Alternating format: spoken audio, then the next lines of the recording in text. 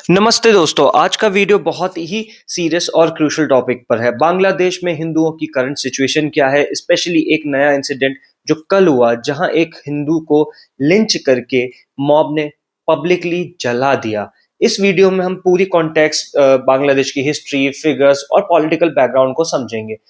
कल जो ये हुआ ये सिर्फ एक इंसिडेंट नहीं था, ये बल्कि डेकेड्स की एक long struggle, unfolding human right crisis का एक बहुत बड़ा हिस्सा रहा है। चलिए शुरू करते हैं। बांग्लादेश की एक जगह है मायमेन सिंह जहाँ पे एक हिंदू को बेसिकली एक मॉब ने लिंच करके पब्लिकली जलाया गया है एंड जिसमें उसको इस चीज के लिए बोला गया है कि it was an allegedly blasphemy, उसके एक्यूजेशन पे जला गया है। इस आदमी का नाम दीपू चंद्र दास बताया गया है एंड बांग्लादेश इंटरिम गवर्नमेंट जो है, जो अभी करंटली चल रही है, उनका कहना है कि उन्होंने 7 लोगों को अरेस्ट किया है और वचन दिया है कि परपेटर्स को जस्टिस मिलेगा। इस अटैक ने पूरी कंट्री और वर्ल्ड में एक अलार्मिंग सिचुएशन सी राइज कर दी है, क्योंकि ये कम्युनल वायलेंस का एक एक्सट्रीम लेवल देखा गया है कल के लिए। चलिए अब थोड़ी सी डेटा की बात करते हैं, क्योंकि जब बांग्लादेश के हिंदूज पर डिस्कशन होता है लोग इमोशनल आ जाते हैं, पर नंबर्स पे जनरली कोई बात नहीं करता, जो काफी डिस्टर्बिंग है। अभी आज की डेट में बांग्लादेश की जो टोटल पॉपुलेशन है वो लगभग 16.5 करोड़ के आसपास है, यानी कि 165 मिलियन। एंड जिसमें से हिंदुओं की जो पॉपुलेशन है वो है 1.5 करोड़ के आसपास, जो कि हार्डली 7.5 से 8% बनती है। सो यहाँ की स्टोरी काफी इंटरेस्टिंग और डेंजरस भी है। यहाँ अगर हम पिछले 20 से 25 साल का एक डेटा देखें, सो यहाँ हर डेकेड में ना एटलीस्ट 1 to 2% का अप्रोक्सीमेट डिक्लाइन हो ही रहा है हिंदूज की पॉपुलेशन में बांग्लादेश में। ये डिक्लाइन कोई नेचुरल पॉपुलेशन साइकिल नहीं है, ये डिक्लाइन है पॉलिटिकल प्रेशर का रिजल्ट। पूछेंगे कि ये पॉपुलेशन ऐसे ग्रेजुअली डिक्रीज क्यों हो रही, बिकॉज 1 से 2% वो भी किसी माइनॉरिटी कम्युनिटी का किसी लैंड में डिक्रीज होना एक बहुत बड़ी बात होती है। तो अब सवाल उठता है आखिर हिंदू पॉपुलेशन घटती क्यों जा रही है। इसके 3 मेजर फैक्ट्स हैं। पहला, force and fear driven migration जो है, दूसरा है सिस्टमैटिक डिस्क्रिमिनेशन, तीसरा है टारगेटेड वायलेंस एंड इनसिक्योरिटी, जो कि अभी बांग्लादेश में चल रही है। सो बेसिकली पहले हम बात करेंगे माइग्रेशन की, that is also known as, specially in Bangladesh, silent exodus. Bangladesh से हिंदुओं का माइग्रेशन कोई एक नॉर्मल फिनोमिना नहीं है। 1971 के बाद लैक्स नहीं, करोड़ के स्केल पर हिंदुओं को इंडिया की तरफ माइग्रेट करना पड़ा। कोई डेंजर होता तो किसी गांव में मंदिर जला दिए जाते, किसी फैमिली को थ्रेट दिया जाता और लोग रात रात में बॉर्डर क्रॉस करके आ जाते। ये 1971 से सीन चल रहा है। इसे कहते हैं साइलेंट डेमोग्राफिक क्लेंजिंग। दूसरे पॉइंट की बात करें तो discrimination, that is the legal and social pressure. जो हम सिर्फ वायलेंस की अगर बात करें तो सिर्फ वायलेंस नहीं है बांग्लादेश में, बेसिकली जो सिस्टम है वहां का वो हिंदुओं के अगेंस्ट स्टैग्ड है। एंड जैसे फॉर एग्जांपल लैंड ग्रैबिंग की जो लॉज हैं, प्रॉपर्टी डिस्प्यूट्स के जो लॉज हैं, माइनॉरिटी होने के एक साइकोलॉजिकल जो प्रेशर है, वो सारा का सारा वहां पे चलता रहता है। वहां की हवा में ये चीज है। सोचो, जब आपको लगता है कि आपकी जमीन, आपका घर या आपकी बेटी सेफ नहीं है तो आप क्या करोगे? आप भी भागोगे, और लोगों ने भी वही किया। बांग्लादेशी हिंदुओं ने माइग्रेट किया। Then comes the final point, that is violence, that is periodic but predictable. ये काफी सालों से चल रहा है तो हम लोग ये चीज बहुत आसानी से प्रेडिक्ट कर सकते हैं। बांग्लादेश में हिंदू वायलेंस रैंडम नहीं होता है। ज्यादातर केसेस में प्रेडिक्टेबल मूवमेंट्स होते हैं, जैसे इलेक्शंस, इंटरनेशनल पॉलिटिकल इवेंट्स हो गए, सोशल मीडिया रूमर्स हो गए, रिलीजियस इवेंट्स हो गए, और हर बार मैसेज दिया जाता है तुम यहाँ परमानेंट नहीं हो। इन्हीं सब चीजों में एक बहुत ही इंपॉर्टेंट बात और आती है, हिंदूज बांग्लादेश के लार्जेस्ट रिलीजियस माइनॉरिटी है। इसका मतलब क्या होता है? इसका मतलब ये है कि अगर सबसे बड़ी जो माइनॉरिटी चल रही है किसी देश में, अगर उसका ही ये हाल है, तो बाकी माइनॉरिटीज का जो प्रेशर लेवल होगा वो आप खुद समझ सकते हैं कि किस हद तक होगा। इन सब चीजों के बीच ना एक बहुत ही बड़ा पर्सपेक्टिव आता है, जो कि अगर देखा जाए, ये जो पॉपुलेशन ग्राफ जो डिक्लाइन हो रहा है साल दर साल 1 से 1.5% के आसपास, तो इसका सिर्फ एक ही मतलब होता है, जब किसी कंट्री में एक माइनॉरिटी कम्युनिटी हो, मेजॉरिटी कम्युनिटी हो, वो हर साल थोड़ी थोड़ी कम होती जाए, तो ये एक नेचुरल फिनोमिना नहीं होता है। That is totally political, that is totally structural. तो सबसे पहला सवाल यहाँ पे ये खड़ा होता है कि ये सब इतना पॉसिबल हो कैसे रहा है बांग्लादेश में, जो देश 1971 में सेक्युलरिज्म के नाम पर ही आजाद हुआ था, वही सबसे इंटॉलरेंट आज की डेट में क्यों होता जा रहा है। सबसे पहले यहाँ पे बात आती है 1947 के पार्टीशन की, जहाँ पे दो देश बने, इंडिया और पाकिस्तान। 1947 का पार्टीशन सिर्फ एक पॉलिटिकल डिसीजन नहीं था, that was the biggest human history, जिसमें उसमें की जो वायलेंट डिस्प्लेसमेंट था वो बहुत ही ज्यादा मैसिव था। अगर आप बंगाल की बात करें, वो तो जो यहाँ हुआ वो पंजाब से टोटली अलग था, बट उतना ही ब्रूटल भी था।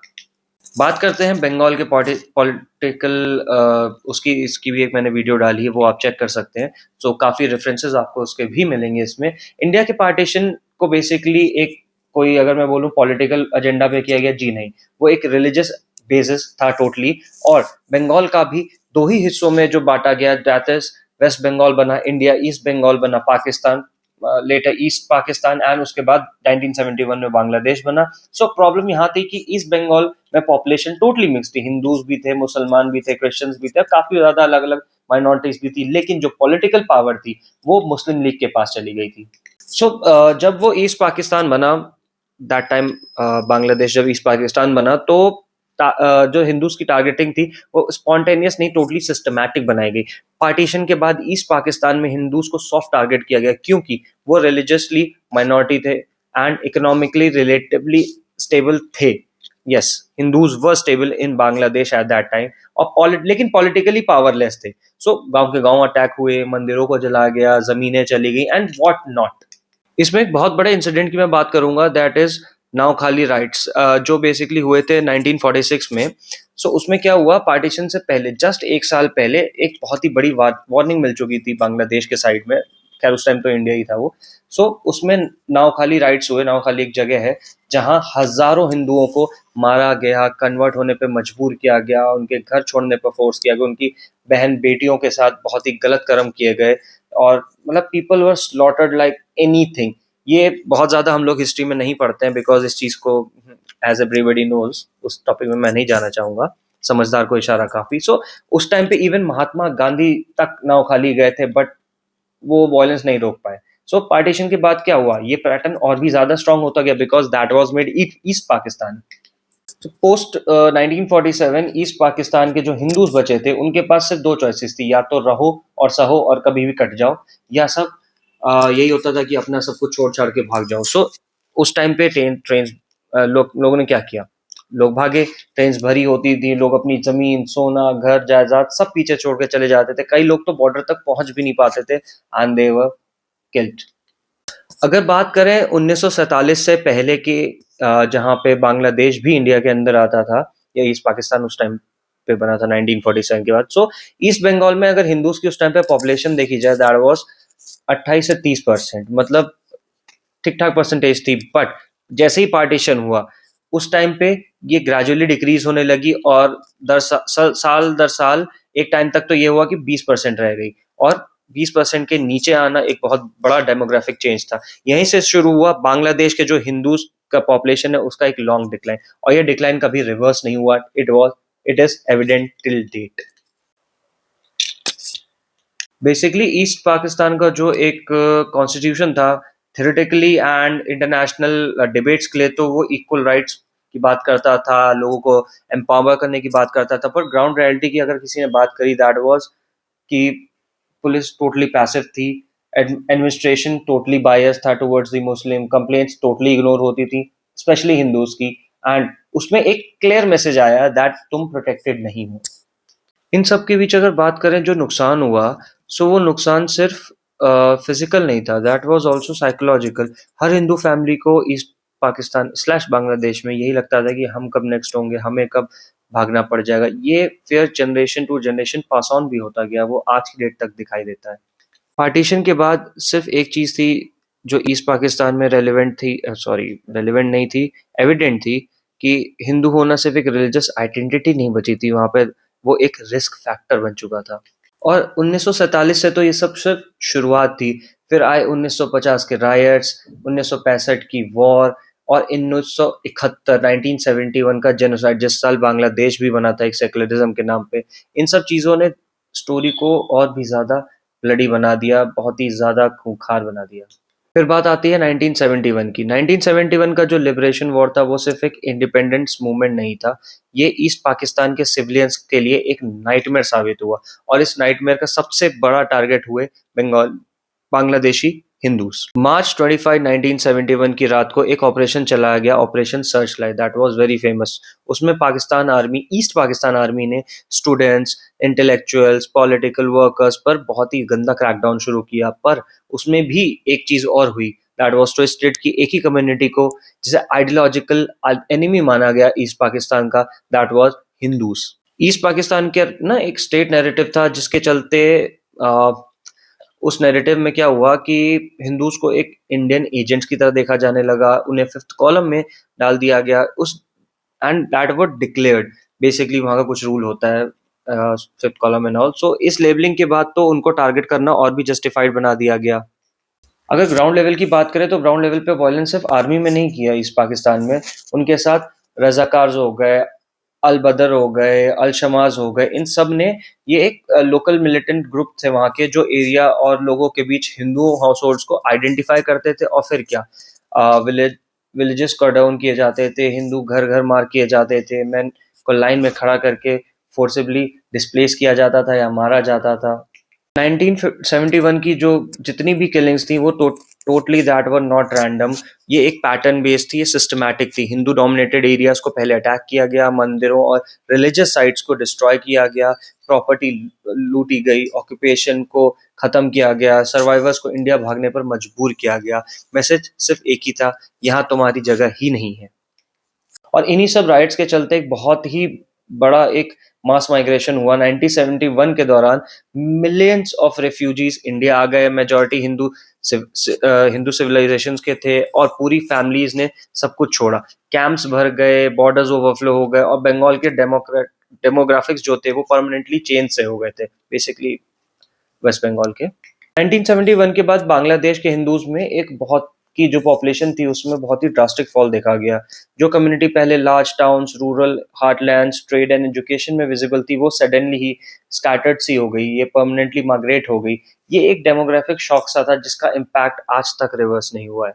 दिसंबर 1971 में जब बांग्लादेश बना, सो बांग्लादेश तो इंडिपेंडेंट हो गया एक सेक्युलर उसके चलते, जिसमें इंडिया ने भी काफी हेल्प करी, बट हिंदूज के लिए घर वापस जाना आसान नहीं था, लूटी हुई जमीन वापस मिलना आसान नहीं था। मतलब एक जो ट्रस्ट रहता है कि हम वापस जाएंगे अपने घर बार, सो हमें सब कुछ अच्छा मिलेगा क्योंकि अब ये लोग आज़ाद हो चुके हैं, सो वो पूरा टूट सा गया था। इसलिए जो 1971 का माइग्रेशन था वो डेकेड्स तक चलता रहा, इसलिए वो डिक्लाइन हुआ वहाँ पे हिंदूज की सारी पॉपुलेशन। 1971 के इतने सारे ब्लडशेड के बाद जब बांग्लादेश फाइनली एक इंडिपेंडेंट नेशन बनाया गया एंड उसको रिकग्निशन मिला, तो दुनिया के सामने एक क्लियर प्रॉमिस किया गया, बांग्लादेश एक सेकुलर स्टेट होगा। ये प्रॉमिस सिर्फ मॉरल वे में जरूरी नहीं था, ये एक हिस्टोरिकल नेसेसिटी भी थी, क्योंकि काफी सालों से वहाँ पे राइट्स चल रहे थे, माइनॉरिटीज को क्या कहते हैं बहुत ही ज्यादा परेशानी हुई थी, क्योंकि लिबरेशन वॉर में सबसे ज्यादा सफर हुआ था एंड माइनॉरिटीज स्पेशली हिंदूज को सबसे ज्यादा सफर करना पड़ा था, तो ये एक हिस्टोरिकल नेसेसिटी सी बन गई थी। 1972 में बांग्लादेश का कॉन्स्टिट्यूशन बना, उन्होंने अपने 4 स्ट्रॉन्ग पिलर्स खड़े किए उस कॉन्स्टिट्यूशन में, that is nationalism, socialism, democracy and secularism. अगर हम सेकुलरिज्म की बात करें तो बांग्लादेश में सेकुलरिज्म का मतलब था religion based politics totally band, state को कोई ऑफिशियल रिलीजन नहीं, माइनॉरिटीज को इक्वल सिटीजनशिप, पेपर पर ये एक नया प्रोग्रेसिव विजन था। पर ये सारी चीजें थियोरेटिकली तो हमें बहुत अच्छी लगी कि हाँ भाई इतना सेकुलर स्टेट बना, ये बना, बट रियलिटी चेक मैं अभी आपको देता हूँ। जब पॉलिटिक्स ने टेक ओवर किया, ग्राउंड रियलिटी में सेकुलरिज्म का एक्सपेरिमेंट ज्यादा दिन तक टिक नहीं पाया। 1975 में ही शेख मुजीबुर रहमान का असैसिनेशन हुआ, उसके बाद बांग्लादेश अनस्टेबल फेज में चला गया जो आज तक चल रहा है। मिलिट्री कूप्स आए, पावर स्ट्रगल शुरू हुआ और पॉलिटिक्स में एक नया फैक्टर एंटर हुआ, that is religion as a political tool. वैसे ये नया religion as a political tool ये तो खैर इंडिया में पता नहीं कितने सालों से चल रहा है। जैसे ही मुजीबुर रहमान का असैसिनेशन हुआ, मिलिट्री कूप्स आए, सो 1970s मतलब लेट 70s और 80s में मिलिट्री रूरल्स ने इस्लामिक आइडेंटिटी को एक लेजिटिमेट उसके लिए यूज किया, पॉलिटिक्स को रन करने के लिए, बिकॉज वहां पे मुसलमानों की जो एक पॉपुलेशन थी वो काफी ज्यादा थी। सेकुलरिज्म को कॉन्स्टिट्यूशन से ही डाइल्यूट कर दिया गया, रिलीजियस रेफरेंसेस वापस आए, इस्लामिक ग्रुप्स को पॉलिटिकल स्पेस मिला। Then the message was clear and बहुत ही सटल वे में बोला गया था, स्टेट न्यूट्रल है पर मेजोरिटी सेंटिमेंट से अलाइंड है। 1980s के बाद जैसे जैसे रिलीजन पॉलिटिक्स का एक हिस्सा बनता गया, वैसे वैसे हिंदुओं की बार्गेनिंग पावर कम होती गई, क्योंकि हिंदू वोट बैंक ना के बराबर था, उनके पास स्ट्रीट पावर नहीं थी, उनका इंडिया लीनिंग लेवल कभी गया ही नहीं कि हम मतलब प्रो हिंदू प्रो इंडिया वाला जो इन लोग का कॉन्सेप्ट रहता था। इसलिए हर पार्टी के लिए Hindu rights equal to expendable issue था, मतलब फालतू का खर्चा क्यों करें इन पे। बांग्लादेश की पॉलिटिक्स हमेशा से एक नंबर गेम रही है, और यहाँ हिंदूज पॉपुलेशन में बहुत ही छोटे, ज्योग्राफिकली स्कैटर्ड रहे हैं और पॉलिटिकली डिवाइडेड रहे हैं। उसका रिजल्ट किसको मिला और क्या मिला? पार्लियामेंट में लिमिटेड रिप्रेजेंटेशन हुआ हिंदूज का, कैबिनेट लेवल पे एकदम नेग्लेक्टिंग प्रेजेंस रही, पॉलिसी मेकिंग में ऑलमोस्ट जीरो इन्फ्लुएंस रहा। प्रोटेक्शन जब स्ट्रांग होता था तब पॉलिटिकल कॉस्ट था, यहाँ कॉस्ट कभी थी ही नहीं। ऑफिशियली देखा जाए जो नए बांग्लादेश का रूल था वो तो काफी सबके लिए इक्वल सेकुलर था, बट प्रैक्टिकल में राइट केसेस स्लो हो जाते थे, परपेटर्स बहुत ही मुश्किल से पनिश किए जाते थे, स्पेशली जो रिलीजन बेस पे करते थे, विक्टिम्स को एडजस्ट करना पड़ता था। हर इंसिडेंट के बाद कमेंडमेंटेशन कमिटी साइलेंस और जस्टिस बहुत ही रेयर था। इस पॉलिटिकल नेग्लिजेंस का सबसे बड़ा जो एक रिजल्ट था वो वायलेंस नहीं था, वो एक फेयर था। हर हिंदू फैमिली को बांग्लादेश में हमेशा से लगता था स्टेट हमारे साथ खड़ी ही नहीं होगी, इलेक्शन या क्राइसिस में हम सॉफ्ट टारगेट बनेंगे, और जब स्टेट पे ट्रस्ट टूट जाता है तो लॉन्ग रेजिस्टेंस नहीं करते, वो सीधा एग्जिट करते। देन कम्स इसलिए मैं अगर बात करूं 1971 के बाद भी माइग्रेशन कभी नहीं रुकी, कोई एक बड़ा जेनोसाइड नहीं हुआ, पर छोटी छोटी incidents, periodic right, social pressure, ये सब चलते गए और हर साल थोड़े लोग बांग्लादेश छोड़ते रह गए। इसे कहते हैं स्लो डेमोग्राफिक इरोजन। बांग्लादेश ने सेकुलरिज्म का वादा किया था, पर जब पॉलिटिक्स और रिलीजन मिक्स हुए तो सेकुलरिज्म सिर्फ कॉन्स्टिट्यूशन का एक वर्ड बन के रह गया, सिर्फ किताबों की एक बात रह गई, और इस गैप का प्राइस सबसे ज्यादा बांग्लादेशी हिंदुओं ने ही चुकाया है हमेशा। अब ये अब सीधी बात है, इतनी सारी चीजों के बाद सवाल ये नहीं था कि प्रॉमिस क्या था, सवाल ये था आज ग्राउंड रियलिटी क्या है। रिसेंट ईयर्स में वायलेंस और लॉस, पॉलिटिकल साइलेंस कैसे रिपीट होते गए, कैसे राइट्स इतने रिपीट होते गए, उन्हें जवाब तो मिला नहीं, सो लोग माइग्रेट होते गए। फिर बात आती है, अभी तक तो हमने सारी हिस्ट्री देख ली और इवन हमने ये भी देख लिया कि रीजंस क्या रहे हैं कि हिंदूज को इतना माइग्रेट करना पड़ रहा है, बट पोस्ट 1990 सबसे पहला इंसिडेंट जो बांग्लादेशी हिंदूज को इफेक्ट करता है, that to incident that was happened in India. 1992 दिसंबर की बात अगर करें, 6 दिसंबर, जो डेट सबको याद है, इंडिया में बाबरी मस्जिद का डेमोलिशन हुआ बाय स्वयं सेवक, और उसका रिएक्शन बांग्लादेशी हिंदूज को बहुत ही तगड़े तरीके से भुगतना पड़ा। उसमें हुआ क्या, बांग्लादेश के जितने भी डिस्ट्रिक्ट थे, जितने भी क्या 90% डिस्ट्रिक्ट्स में हिंदू टेम्पल्स पे अटैक हुए, घरों को लूटा गया, फैमिलीज को थ्रेटन किया गया। रीजन क्यों? तुम इंडिया के हो, जबकि विक्टिम्स बांग्लादेशी सिटीजन्स थे, 40-50 पीढ़ी दर पीढ़ी वो लोग रह रहे थे, बट हिंदू हो इसलिए तुम इंडियन हो। पैटर्न्स क्या रहे उसमें? ये वॉयलेंस स्पॉन्टेनियस कभी नहीं था, मॉब्स ऑर्गेनाइज किए गए थे, टारगेट्स पहले से नोन थे, पुलिस का रिस्पॉन्स एज यूजुअल हमेशा स्लो था, मैसेज क्लियर था, रिलीजन पॉलिटिक्स का गुस्सा लोकल माइनॉरिटीज पे। 2001 की तो बांग्लादेश में इलेक्शंस हुए, बीएनपी पावर में आती है और इलेक्शंस के बाद एक रिवेंज साइकिल सी शुरू हो जाती है। हिंदू विलेजेस फिर से अटैक होना शुरू होते हैं, वुमेन असॉल्टेड, जमीनें ग्रैब करी जाती हैं अनएथिकली, लोगों को फोर्स किया गया कि आप माइग्रेट करो। लेकिन रीजन क्या? हिंदूज पर रॉन्ग वोटिंग का एक्यूजेशन लगा, जबकि मतलब इट वाज टोटली बेसलेस। क्या ही बोल सकते हैं।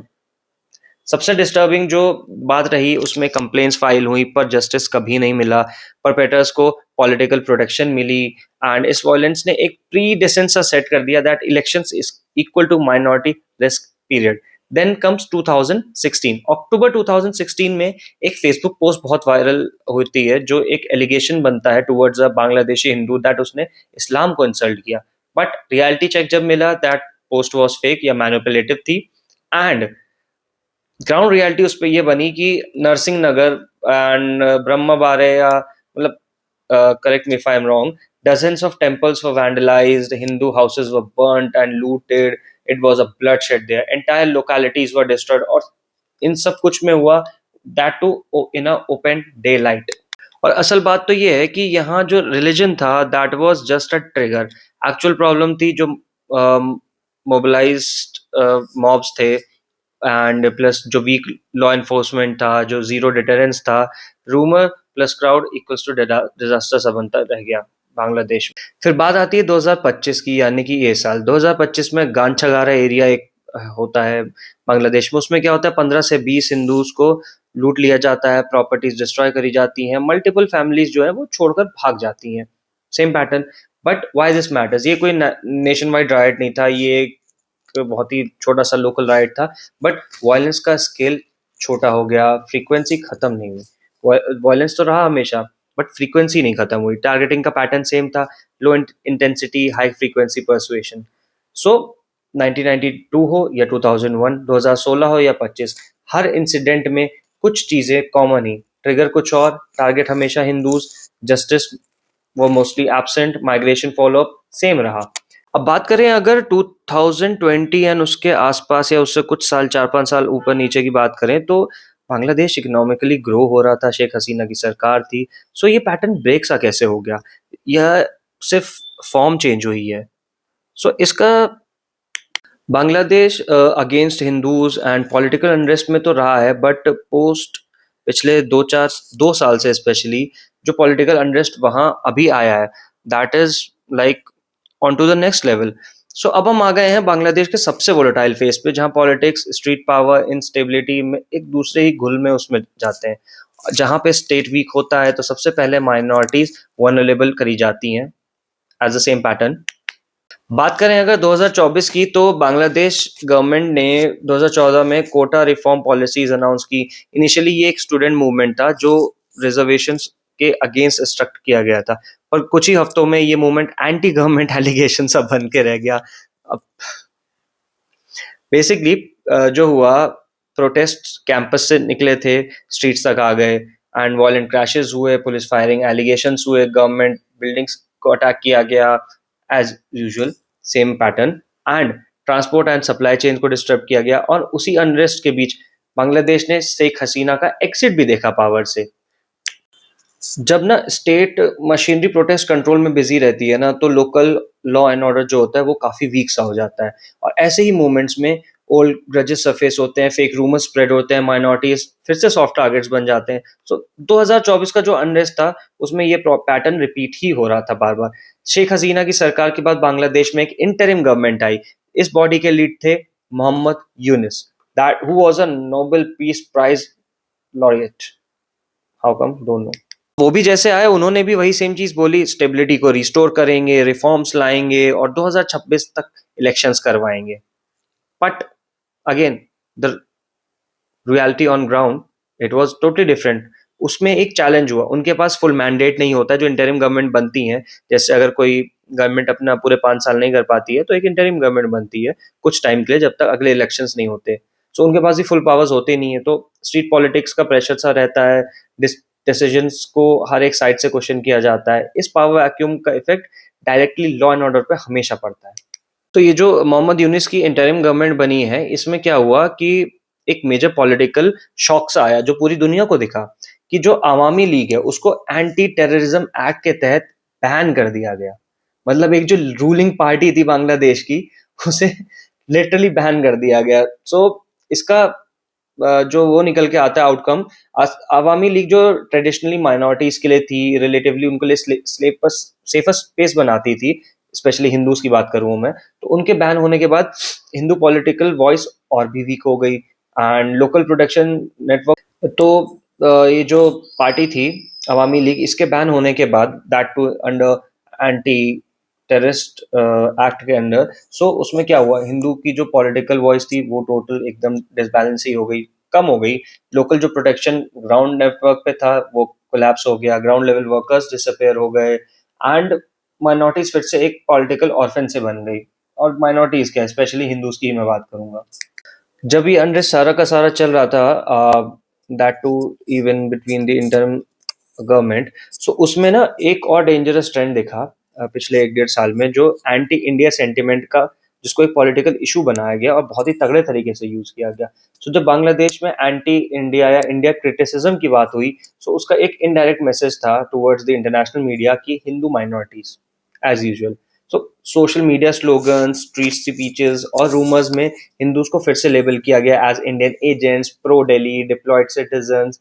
ये लैंग्वेज नई नहीं थी, पर अनस्टेबल टाइम्स में ये ज्यादा लीथल हो जाती है बेसिकली। सो इतने सारे इंसिडेंट्स के सो बांग्लादेश के as usual ongoing tense environment में एक और फ्लैश व्यू पॉइंट आया जहां पे यूथ लीडर शरीफ ओमान हाडी की मौत हुई, basically he was killed. So इस इंसिडेंट के बाद जो मैसिव प्रोटेस्ट हुए, मीडिया हाउसेस पर अटैक हुआ, स्टेट रिस्पॉन्स बहुत ही वीक सा पड़ गया। और जब प्रोटेस्ट वायलेंट होते हैं, सो हम सबको पता है माइनॉरिटी लोकेलिटीज फिर से एक रिस्क जोन में आ जाते हैं। बांग्लादेश का एक पैटर्न सिंबल था, बहुत ही सिंपल सा पैटर्न जो बहुत ही सालों से चल रहा था। जब वो चाहे 1947 से पहले की बात करें, 1971 की बात करें या उस बीच की बात करें, पॉलिटिकल अनरेस्ट आता है, स्टेट फोकस शिफ्ट होता है, स्ट्रीट पावर बढ़ता है और माइनॉरिटीज उन सब चीजों का प्राइस चुकाती है, क्योंकि उनके पास आर्म्ड ग्रुप नहीं होते हैं, पॉलिटिकल शील्ड नहीं होती है, और जो एग्जिट ऑप्शन है वही एक लास्ट डिफेंस होता है कि भाई जहां पे आपकी मेजोरिटी हो आप वहीं जा सकते हो।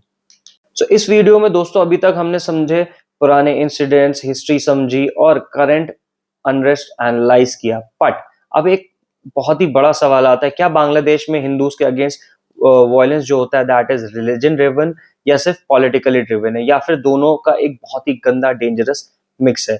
कई पॉलिटिकल एनालिस्ट और गवर्नमेंट एजेंसीज जो रिपोर्ट करते हैं वो कहते हैं बांग्लादेश में minority violence directly state sponsored persecution नहीं होता। उनके मुताबिक वायलेंस का एक रूट कॉज होता है that is political unrest, election tension, miss information, mob psychology. उनका कहने का ये मतलब था कि जब गवर्नमेंट वीक होती है, दैट इज जब इंटरिम गवर्नमेंट थी या उससे पहले शेख हसीना की गवर्नमेंट थी, तो उसमें क्या होता है, पुलिस ओवरस्ट्रेच होती है, पॉलिटिकल वैक्यूम होता है, मतलब एक गैप आ जाता है। तब फेक फेसबुक पोस्ट भी वायरल हो जाते हैं, रिलीजियस इमोशंस मैनिपुलेट किए जाते हैं, मॉब्स कंट्रोल से बाहर हो जाते हैं। जो विक्टिम्स क्या होता है, जो पॉलिटिकली वीकेस्ट हो। अगर बांग्लादेश की बात करें, जो वहां पे नैरेटिव इतने सालों से चल रहा है, जैसा भी पॉलिटिकल अनरेस्ट हो गया या माइनॉरिटीज के अगेंस्ट चीजें हो गई, तो लेकिन जो इंटरनेशनल ह्यूमन राइट्स ऑर्गेनाइजेशंस हैं वो इस नैरेटिव को टोटली एग्री ही नहीं करती हैं। उनका कहना है प्रॉब्लम सिर्फ वायलेंस नहीं है, प्रॉब्लम है impunity. What is impunity? Impunity is that is the attacks के बाद आपके अरेस्ट नहीं होते हैं, कन्विक्ट्स और भी रेयर होते हैं, एंड विक्टिम्स को जस्टिस सालों साल नहीं मिलती है। तो खैर हर एक देश की कहानी है।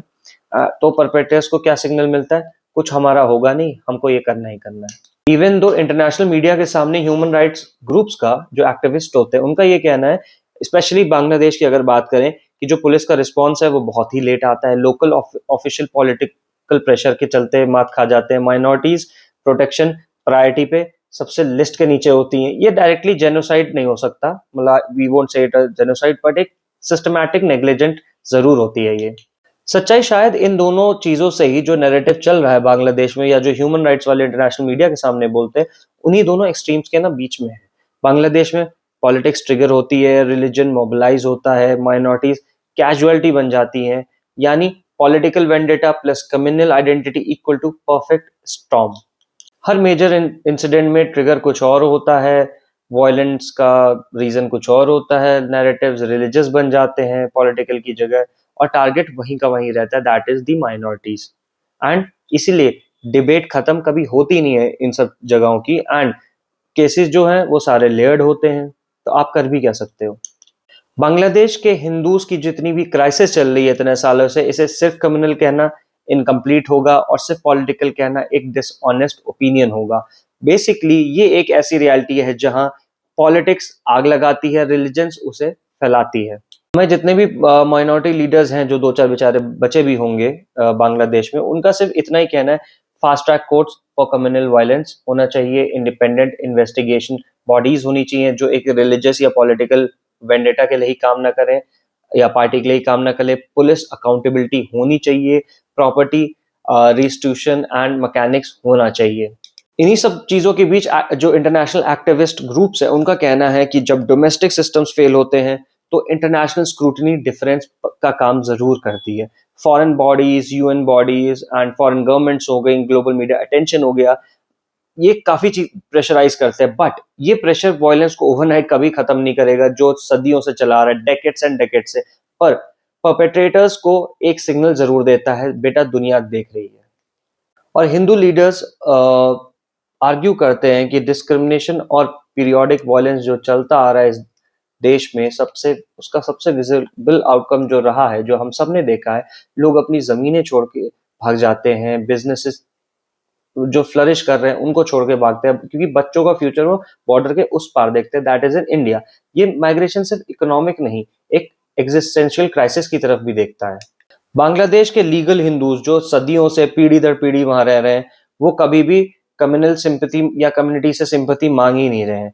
दे are not asking for that. वो सिर्फ मांग रहे हैं एक डिग्निटी, एक इक्वल प्रोटेक्शन उस देश में, क्योंकि वो उस देश के नागरिक हैं, और ये अश्योरेंस की उनका घर टेम्पररी नहीं परमानेंट है।